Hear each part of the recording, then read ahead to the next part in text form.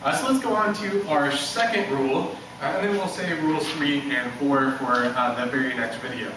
Our next rule, modus tollens, we'll just quite obviously abbreviate as MT. Modus tollens starts off in the exact same fashion as compared to modus ponens. Modus tollens 2 starts off with a horseshoe statement. Any horseshoe statement will do so long as the main operator is in fact a horseshoe. We'll stick with our generic example here. If A, then B, A, horseshoe B. However, unlike modus ponens, instead of having an antecedent by itself, what we need is the negation of the consequent.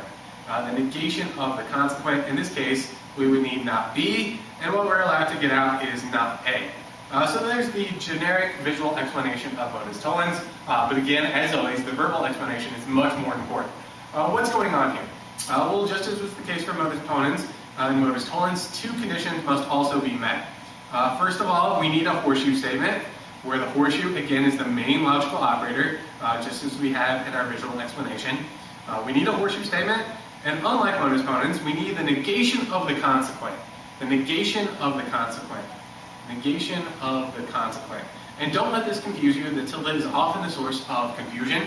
Spot the consequent. In this case, the consequent is B. To get the negation of that, just simply add in a tilde. So in this generic case, tilde B, not B. The negation of the consequent. And what modus tollens allows us to do is to get out the negation of the antecedent. And again, don't let the tildes here confuse you. The antecedent is A, so to get the negation of that, you just simply add a tilde to it. So we would be able to get out not A. And that's the verbal explanation. Memorize this, it will come up again and again. And with a little bit of practice, you'll recognize these patterns, no problems whatsoever. Horseshoe statement, where the horseshoe is the main logical operator. Negation of the consequent, and what we're allowed to get out is the negation of the antecedent. In this case, not A. I should write here not A, but the negation of the antecedent, excuse me, not antecedent. So that's the verbal explanation of modus tollens. And again, don't let the tildes confuse you. Let's go through a slightly more complex case here. Suppose that we had something like this. A, horseshoe, let's say not A actually. Suppose line number 1 was not A, horseshoe B. Line 2, just as we had before, we've got not B. What can we now get out as a result of modus tollens? Our 2 conditions are met. Horseshoe statement, line number 1, check. Negation of the consequent in line 2, B, not B, check. What we're allowed to get out, again, is the negation of the antecedent. In this case, the antecedent is already negated, the antecedent is not A. So to get the negation of that, again, just simply add a tilde. The negation of the antecedent in this case would be not A. Again, don't let the tildes confuse you. Oftentimes, seeing 2 consecutive tildes is quite troubling for many students. But we're allowed to do that, as we saw in chapter number 6. Not A. Now later on, you'll learn that not A is in fact the same as A.